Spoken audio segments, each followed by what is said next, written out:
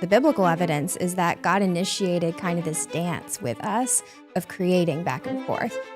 So he initiated it when he created us, and then called us to create in return. The paintbrush is in the artist's hands. And when it comes to each individual character, it is you and your heavenly, Savior who are the artist painting your character. What we did was we sat together outside for 1 hour once a week for 5 months and worked on the exact same small painting of the same small scene. He had to sit through the process of continuing to revisit the same thing, to work through it, to perfect it, sometimes painting over parts and starting over, developing more and more skill, sitting through wanting to give up. And that mirrored, I like this a lot. That mirrored the therapeutic process.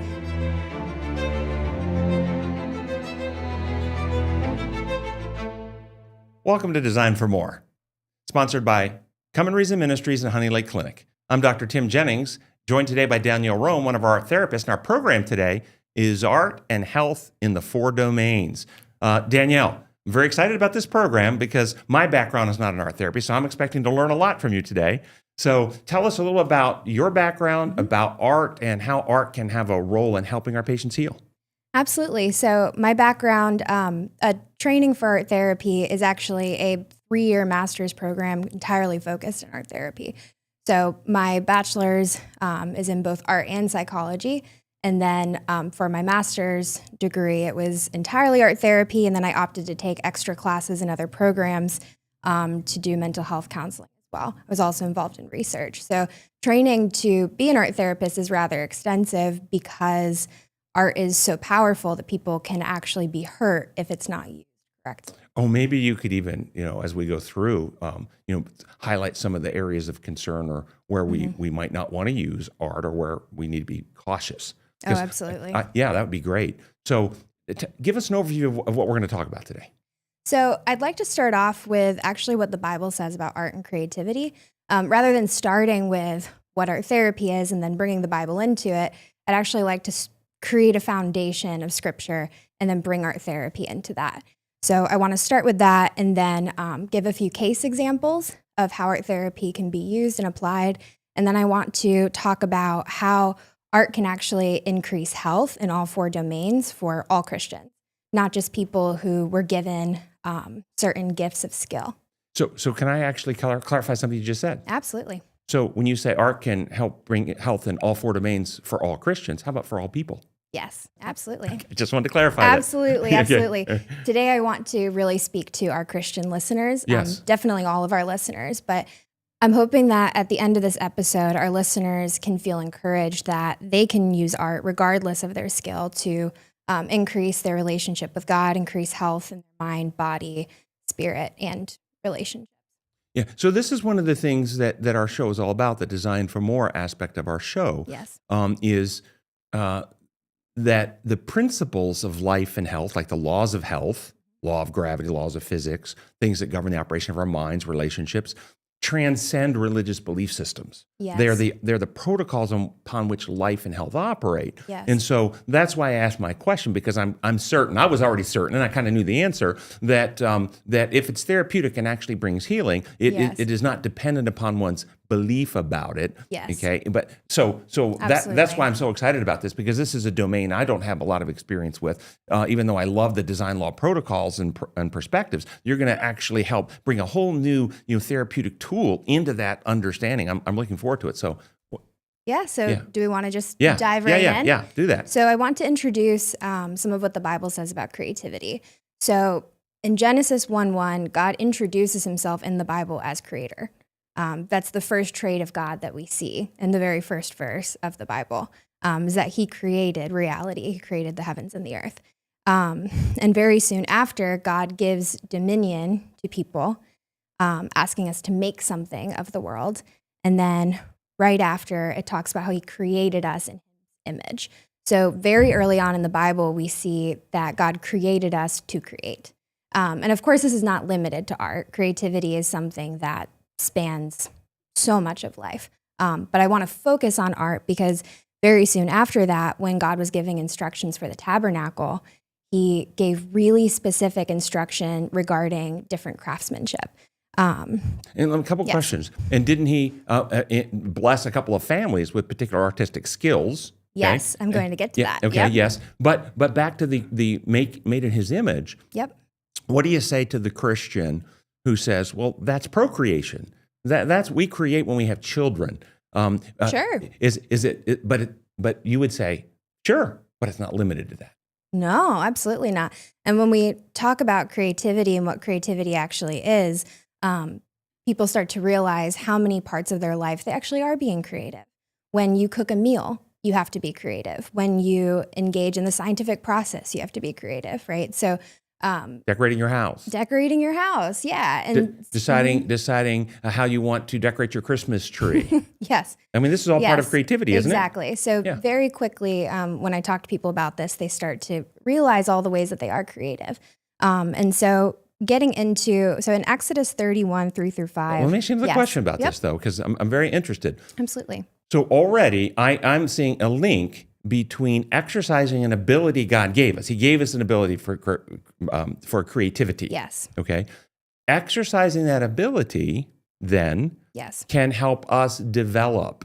Is that what you're going to make an argument? We're going to get to that. Absolutely. Right. So, yes. But I'm already thinking, and I don't want to, because I have no idea where you're going to go with this. Yeah. But I'm already thinking then that ability is an ability that can be used for good or evil.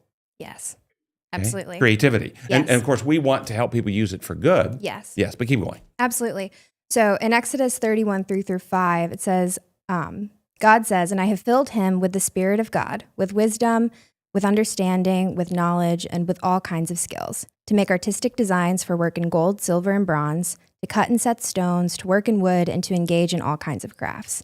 So that very specifically says that that's a spirit of wisdom and understanding that God gifted some specific people for the development of his tabernacle, to make something beautiful and to make something of the earth that he created, to develop it further into something that's beautiful, to create a space that's holy and facilitates worship and communion with him.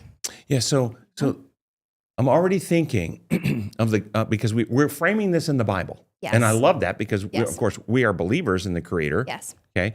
But there may be people who listen to the show that aren't. Absolutely. And can we use evidence of creativity that would separate us from, lower life forms? Absolutely. And one of the things that would set human beings apart from other animals is, creativity, humor, capacity for language. There are higher orders of function that, and that creativity would be part of using an ability called imagination.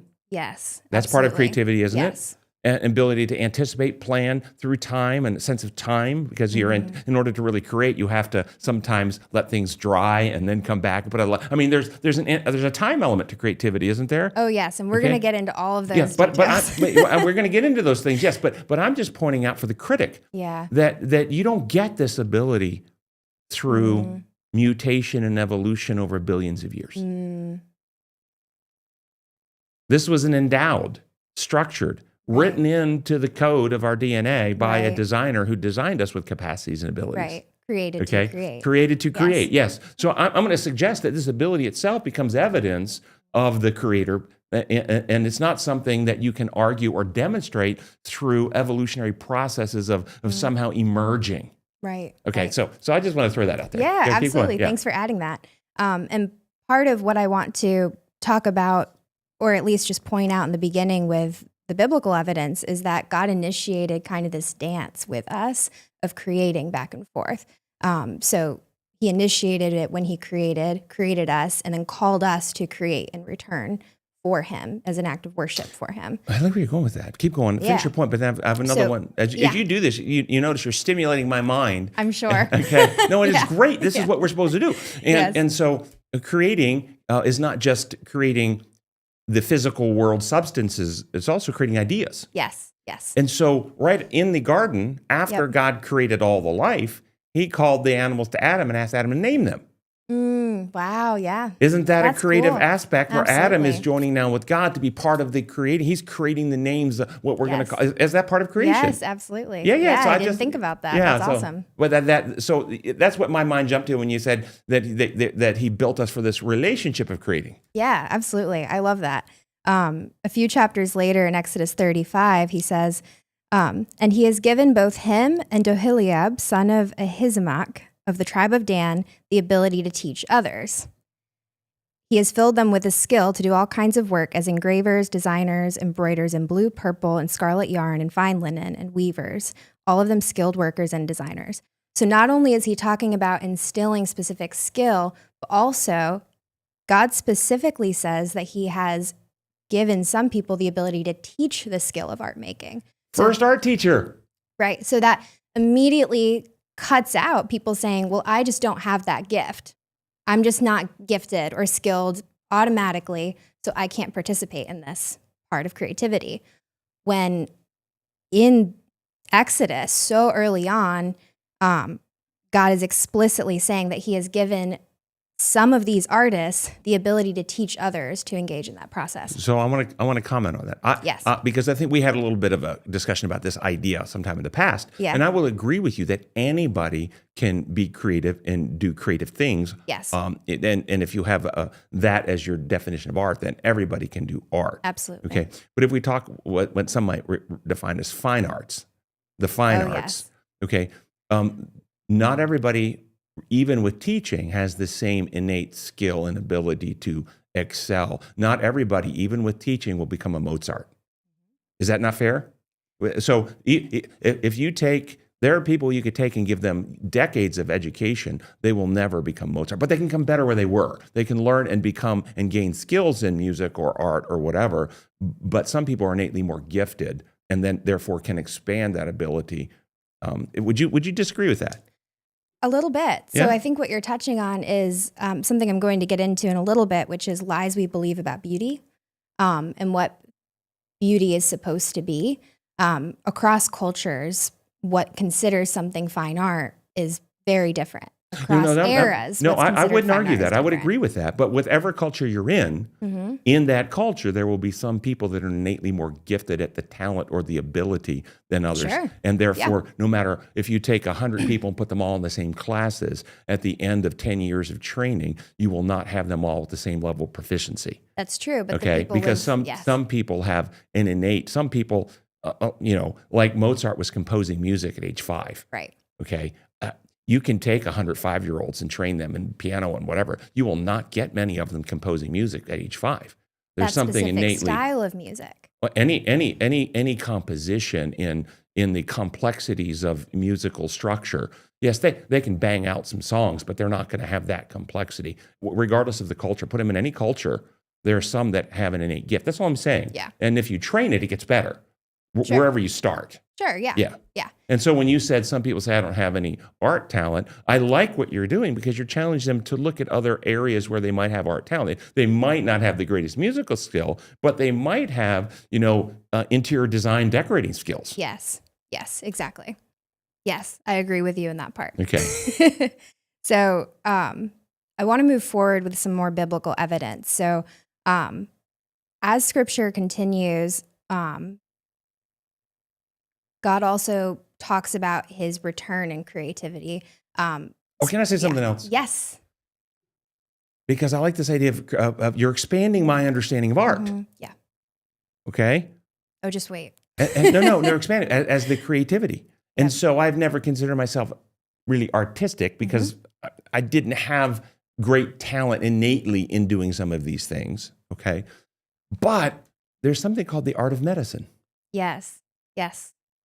And I actually think I'm very good in the art of medicine and mental wellness. Takes great creativity. Yes. Yes. And so if that is included and I applied myself and studied and worked it, and I've gotten better at the art of concepts and metaphors so in that Yes. sense, if we're going to expand it to creativity, then Yes. okay, I'm with you. Yeah, absolutely. So keep going. Yeah, that's great. Yeah, Yeah. I definitely agree with that. And we'll talk about some of the specific benefits of the act of art making or craft making Okay. also. But we see God's return in his step in the dance of back and forth creating. In Ephesians 2:10, it says, "For we are God's handiwork, created in Christ Jesus to do good works, which God prepared in advance for us to do." Like that. And then he continued, yes. Yeah. But most people hear that good works as not art. Oh, sure. It can mean a lot of different things. No, but they hear the good works as the work of primarily not sinning. Mm-hmm. That's the work. Yeah.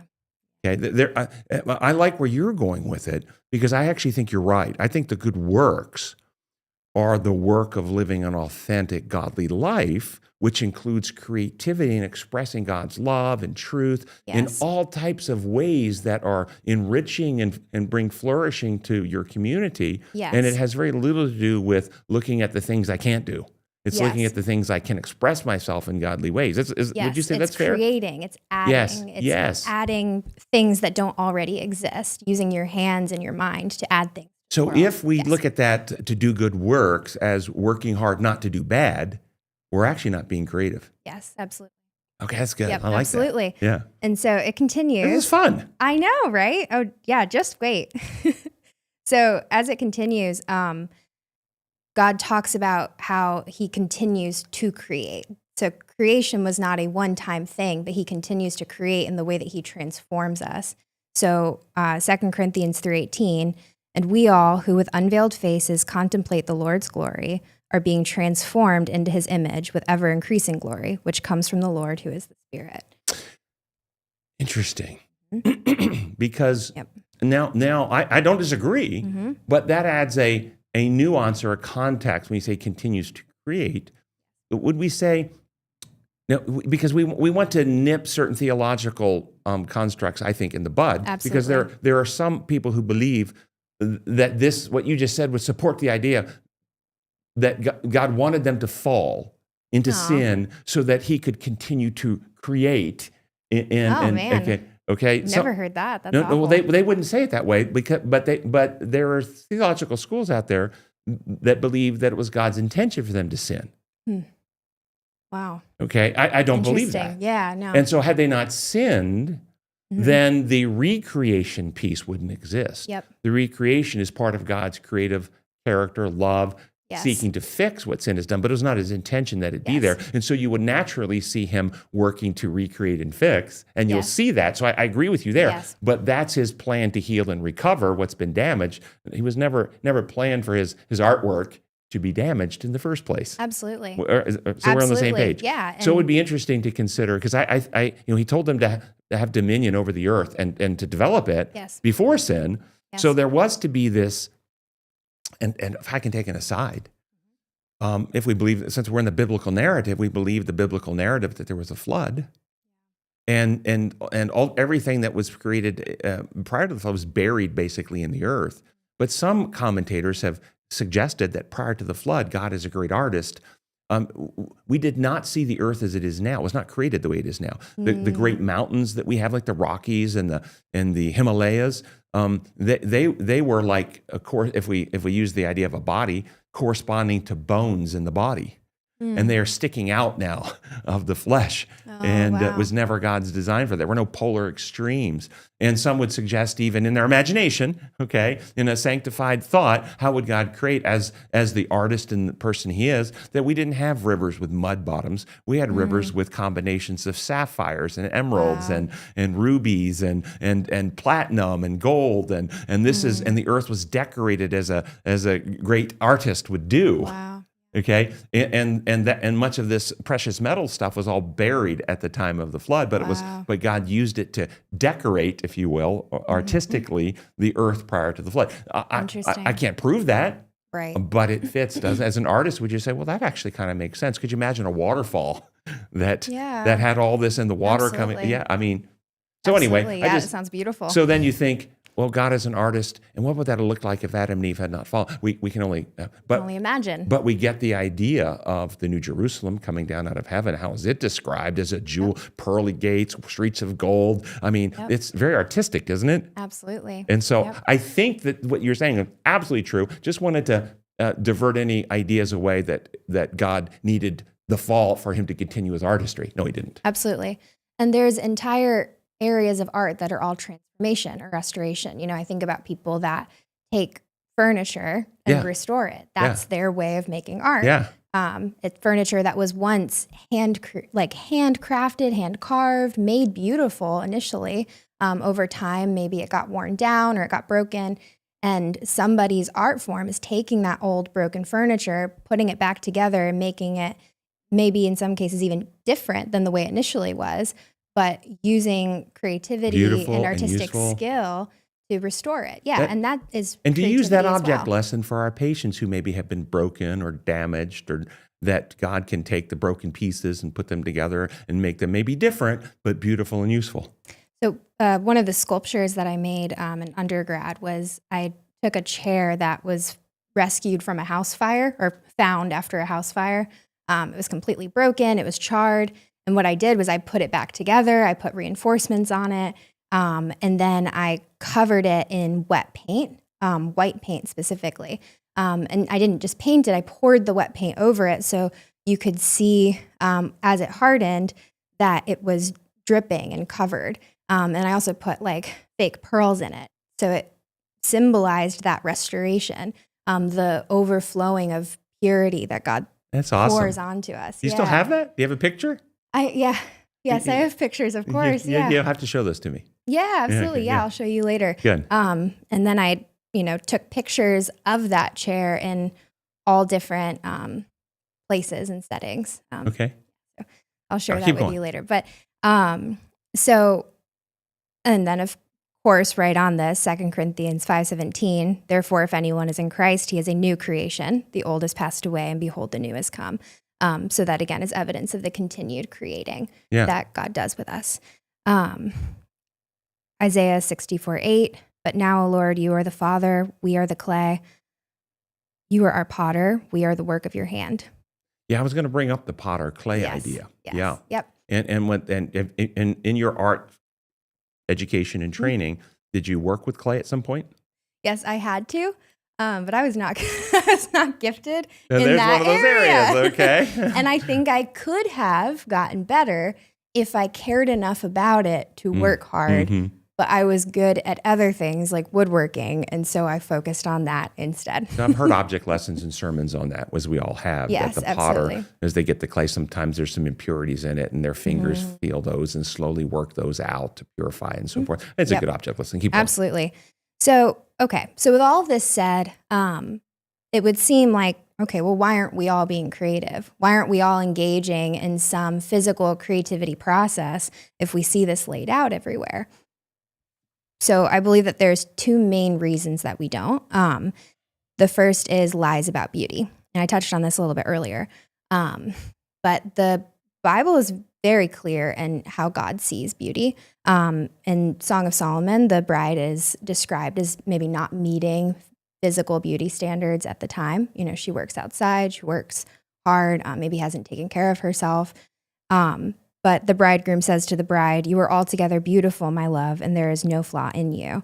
Song of Solomon 4:7. In 1 Samuel 16:7, it says that the Lord does not look at the things people look at. People look at outward appearance, but the Lord looks at the heart. Very clear in what God sees when he looks at us is not our outward appearance, our outward, beauty, according to how the world sees it, but in how our hearts are being transformed closer to his design for us. And so I think when we look at beauty in this context, that can change the view of the artwork that we create. But aren't you actually also, and I like where you're going, okay, so I'm supportive of this, but I'm going to clarify it, that there is a standard of beauty that is worldly, unencroachable and not changeable. In other words, it's not in the eye of the beholder. There's a standard of beauty when it comes to character, honesty, loyalty, integrity, altruistic love, kindness, gentleness, mercy, grace. I mean, there's a certain standard of beauty, and villainy, exploitation, abuse, selfishness, hostility, vulgarity.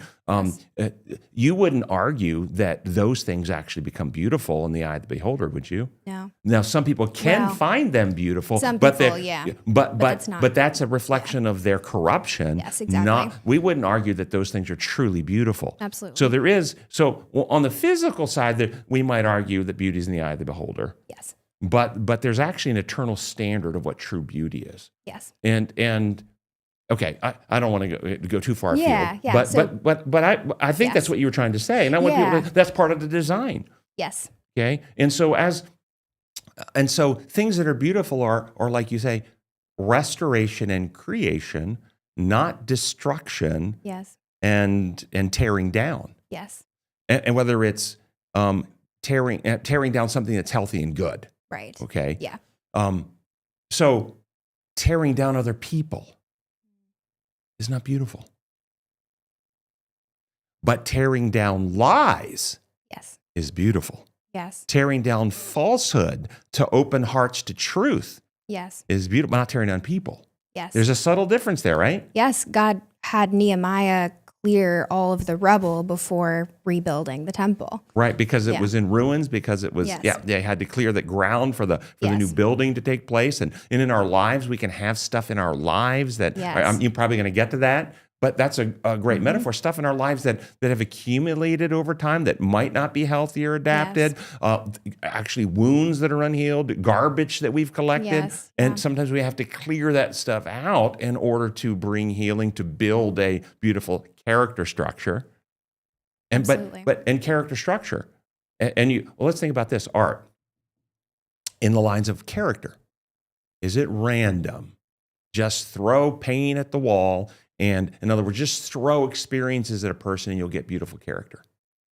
Is it random? Or is character development based on actual choices people make? Yes, that one. You can't get it. You can't get good character with every experience, depending on the choice you make. Bad experiences cause people to make healthy choices and mature from them. This is the Bible teaches that through trials and difficulties, we can grow. But it's the choice on how we respond to those experiences. Yes, absolutely. So this is important for our audience who want to create beautiful character. Yes. They're not a victim to the experiences because they have a choice in how they respond, react to the experiences. And even when somebody's trying to tear them down, verbally or otherwise, they still have a choice in how they internalize the experience with grace, forgiveness, understanding, wisdom, discernment. From the abundance of the heart, the mouth speaks. The other person showing they're struggling. That's not about me. I'm not going to take the hatred into my heart, et cetera, et cetera. Okay? So the art, in other words, the paintbrush is in the artist's hands. And when it comes to each individual character, it is you and your heavenly, Savior who are the artist painting your character. Yes. Is that fair to say? Yes, absolutely. And working together with God in the process. Yes. He wants to continue to create you into who you can be, but you have to take part in that with him. That's the dance of creativity. Yeah, I love that. Yes. Yeah, keep going. Absolutely. So bringing it back to the things we're already halfway through the show, so I want to make sure we get to... Man. We might have to do a part two. We might, but we're already halfway through, and I want to be sure we get to the examples, the applications, some of the stuff you brought. Absolutely. So I'm trying to hurry along. Just a hair. Absolutely. Okay, so thinking about different things that get in our way. This is important. Another thing that gets in our way from being willing to engage in the process is shame. When you are feeling ashamed, you cannot fully access creativity. That's neurobiological. Yes. Yeah. No, that's and I'm going to throw in and see if you agree, guilt. Yes. Guilt and shame. Yes. Either one will interfere. Yes? Yes. Okay. Absolutely. So shame exists in emotional experiential memory. It's not cognitive. Okay, I'm going to challenge you a hair though. Okay. What would you say that to the person, and I want you to defeat this argument. I'm going to say putting it out there so you can actually prove it wrong. Okay. Because I want to believe what you're saying. Yeah. But I've heard that from artists that any strong and powerful emotion can fuel art. Depressed and suicidal thoughts fuel dark art. Mm-hmm. And so shame can actually be a medium to artistic expression of various kinds. So, but you're suggesting it impairs artistic expression. Clarify what you mean by that. That there's no artistic expression, or it twists the artistic expression down avenues that are maybe not in that standard of true beauty. I mean, what are you saying there? So that gets pretty complicated because to a certain degree, I do see some truth in the argument that any emotion can fuel art making. And I will talk some about that, where in art therapy, you might, and this is the importance of doing art therapy with an actual art therapist, instead of just a therapist saying, okay, make art, because if somebody is being fueled by some of those darker things, the art in and of itself can't stay there. So here's what I mean by that. In therapy, I might facilitate somebody making art driven by those emotions in order to make them external so that they can look at them, face them, see it for what it is, bring it to light. But then they have to continue the process into something that's transformative. So using the art to then transform that into something that's healing. But I'm going to get more in detail about that. I don't want to get too far into that now. To see if I can understand perhaps the role of shame in what you said, because I believe there's truth in shame and guilt can shut down creativity. Yes. Okay, I believe that. I also believe that strong emotions can fuel creativity. Yes. So is it possible that mild shame and guilt, a little bit, is not stifling, it's motivating to work it out? Sure. But if it's significant shame and guilt, it leads to defeatism, hopelessness, discouragement, and nihilism. Why bother? Why try? Beliefs and attitudes of I'm not good enough. My stuff is awful. Nobody would want to see it anyway. Yes. So it is. I think that's fair to say. It is. If something causes a little bit of it, that can motivate us to do something to resolve it, which could also be an artistic expression. Yes. But if it's not resolved and it grows, then ultimately it stagnates and basically kills us even. Yes, I think that's Is that fair? That is definitely fair to say. Okay. And so I think, with anything that's powerful, the enemy wants to keep us from being able to use it to grow in our relationship with God, right? Okay, great. And so art definitely is something that is targeted. Okay. And so when I think about shame, specifically as it relates to art making, have you ever met a child that does not make art? Have you ever heard of a child that does not make art? No, they all do, yeah. They all do. Yeah. So the difference is who stops and who keeps going. The people that stop usually have an experience earlier on where they were told, this is bad. Okay, so I'm gonna clarify with you. I'm gonna try to connect what you're saying now with what you said earlier. Yes. When you say people who stop, are you saying stop all creativity or people who stop making art specifically? Okay, so now art doesn't mean creativity anymore. Art means we'll get more into specific. So when you say art, it's like the physical expressions of creativity, like drawing, painting, and this kind of stuff. Yeah, that's a good clarification. Okay, I wanted to clarify that. Yeah, so, right now we're going to get more into specifics with visual arts and crafts. Okay, great. Yeah, that's where we're going to. Yeah, and so all children do that as a way to make sense of their surroundings, add something into the world, process their experiences, understand symbols and things around them. So what you're saying is sometimes they might have a negative experience that shuts them down. Yes. But is it also possible sometimes they actually get a new experience for their creativity, like maybe cooking, and they actually get into all types of creative cooking and they stop the drawing because they're putting their creativity in a new channel and it wasn't a negative. Is that possible too? That is possible. Okay, I want to tell our audience that it's not all or nothing here. Yes, but there are unique benefits to visual arts and image making that we'll get into. Okay, keep going. And so there, of course, would be some attack on that, I believe, because of the unique benefits of image making. Okay, attack by the enemy who doesn't want us to. Yes. Gotcha. Okay, yes, gotcha. Exactly. So there are people that I've worked with who I talk to them about art therapy. I suggest it. We sit down and they are making art. They're drawing for the first time in 20 to 30 years. And when they sit there and they're looking at the blank piece of paper, the feeling that they describe is fear, sometimes panic, fear of the shame that they don't want to feel if they start to draw. The shame of what my response might be if I don't see it as good, if I don't see it as beautiful, because they haven't drawn since they were 8 years old. And so what does that as a therapist, when somebody hasn't drawn for years, and you put it for them to draw, and they have this fear that you're describing and potential fear of you not liking it, what does that tell you psychologically about their struggles? Is there the art now is not the problem. No. The art is a way to pull out a problem they're struggling Yes. with. So what do you understand the problem to be then? Yeah. So imagery that we create is a physical representation of what's internal. So if they are feeling shame, they are definitely feeling some amounts of shame over other parts of their internal world. So here's what I'm hearing as a Yes. psychiatrist: is the dynamic you described there. The art is revealing their hesitancy, their fear of your Yes. response, is revealing a person who fears what other people think about them in general. Yes. Who fears, and we don't know the details, but their operations are they don't have confidence in themselves. They look externally for other validators. They fear being truly open and genuine Yeah. because somebody might not like them. Yes. So they try to shave their responses, adjust their presentations to meet the expectations of others. I mean, all of Yes, this absolutely. can be intuited from Absolutely. this one experience as a potential struggle, and that would make life very stressful for them. Yes. And so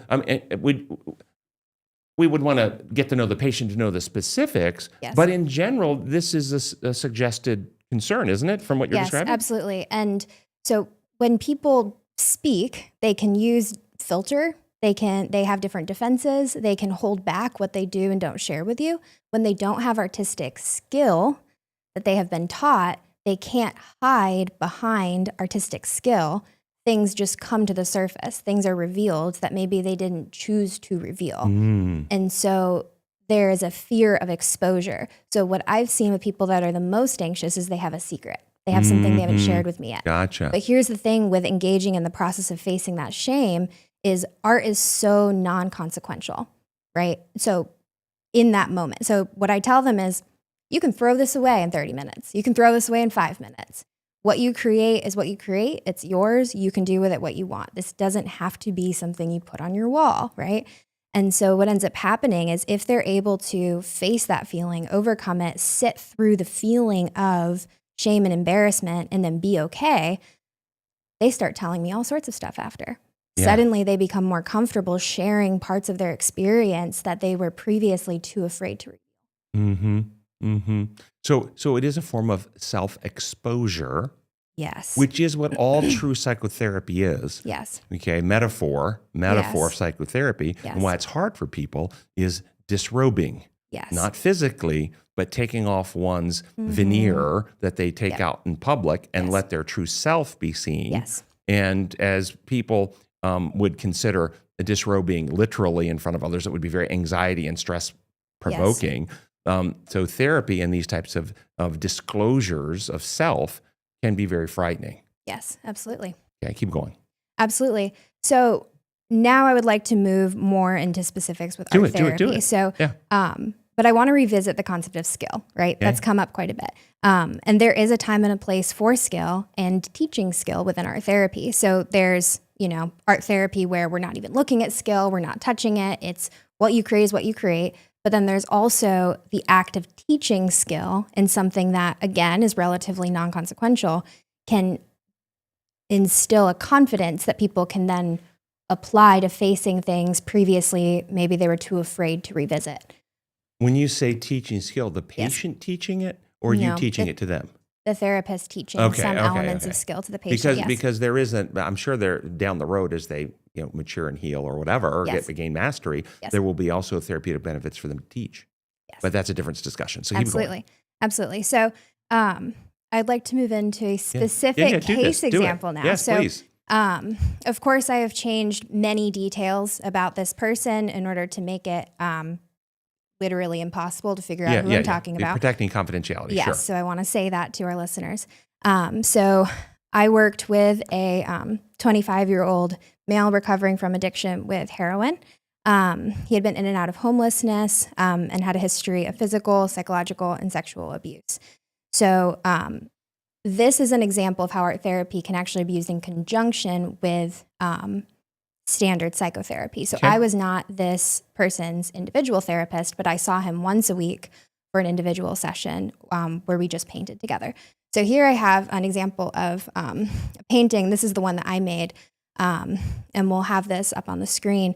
But what we did was we sat together outside for 1 hour once a week for 5 months and worked on the exact same small painting of the same small scene. So through the act of painting, he had to sit through the process of continuing to revisit the same thing, to work through it, to perfect it, sometimes painting over parts and starting over, developing more and more skill, sitting through wanting to give up, sitting through seeing new parts of things. And that mirrored the therapeutic process. And so having weekly, this met several therapeutic goals, having weekly something that he could predict and look forward to, that he was doing with another person who was sitting and doing it with him, me, was able to do something that mirrored the process, gave him hope and confidence to push through, to continue going. He considered giving up and running away several times, but one of the only reasons he sat with it and he stayed was because of the weekly art making that we were doing, and he wanted to finish the painting. Yeah, so more than that. It is that. Yes, it is everything you said. And yes, so I'm not diminishing when I say it's more, but it's more than that. One of the design laws is the law of exertion. If you want something to get stronger, you must exercise it. Yes. Because if you don't use it, you lose it. Yes. That is not just physical strength. Yes. That is neurobiological tissue.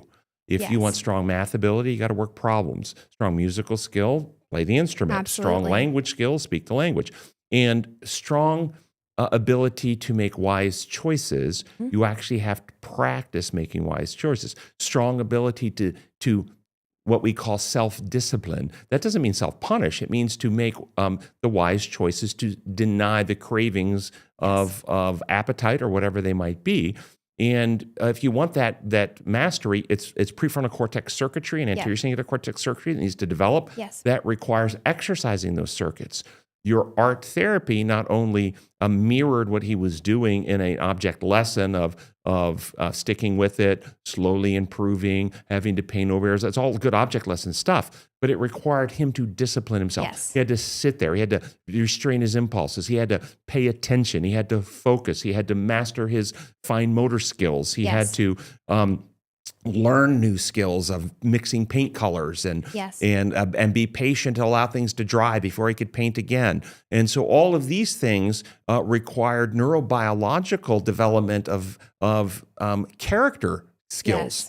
Okay, that then can translate. And this is what I tell people, this is what I tell people as a metaphor. If you go to the gym and you lift weights at the gym, and your muscles strengthen naturally because you're lifting weights, are you restricted to using your muscles at the gym?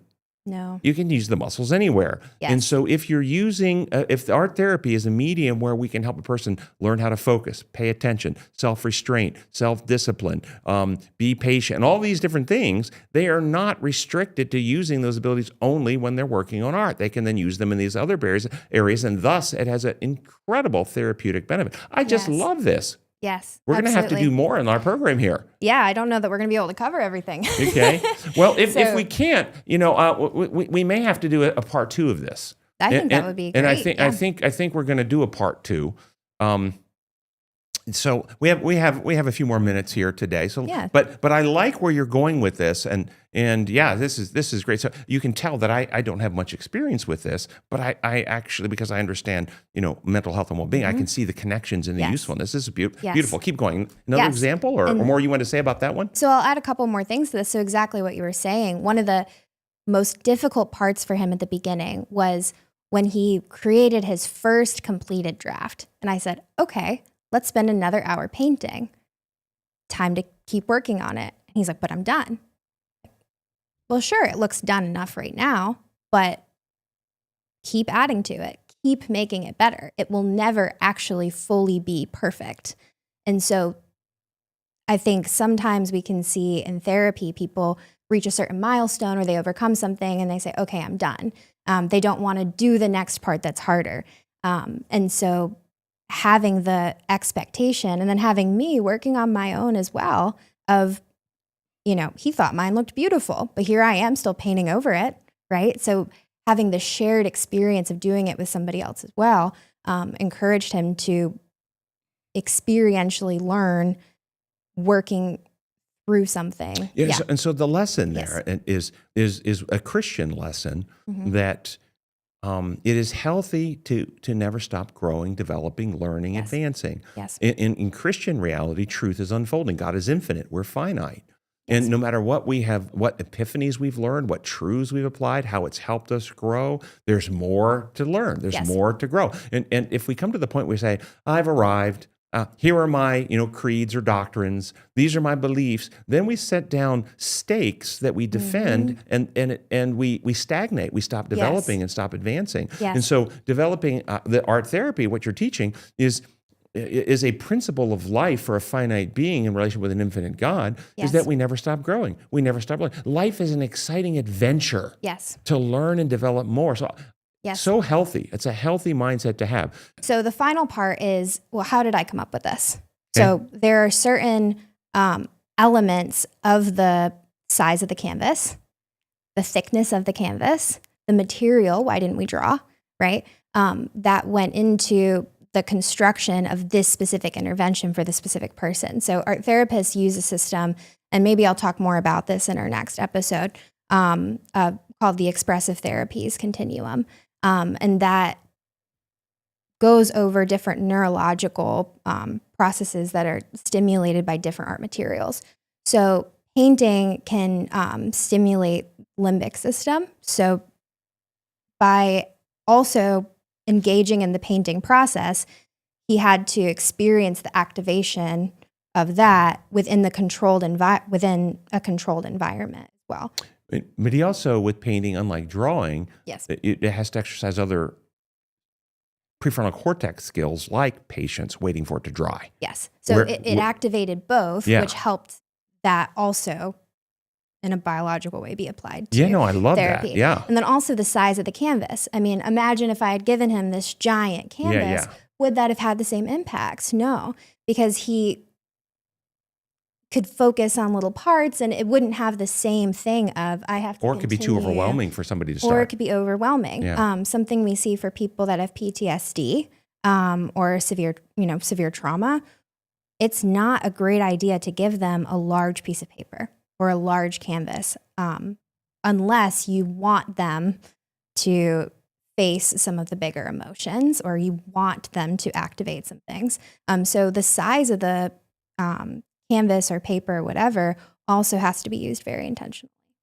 So Danielle, thank you for this. This I have found very interesting and stimulating. I've got a lot more questions. You got a lot more to share. So let's pause here and then pick up for a second episode in part 2 and finish out the discussion on art and art therapy and how art can help our patients in the 4 domains. Thanks for joining us today. If you have questions, send those into questions@designformore.net, questions@designformore.net, and we'll see you next time.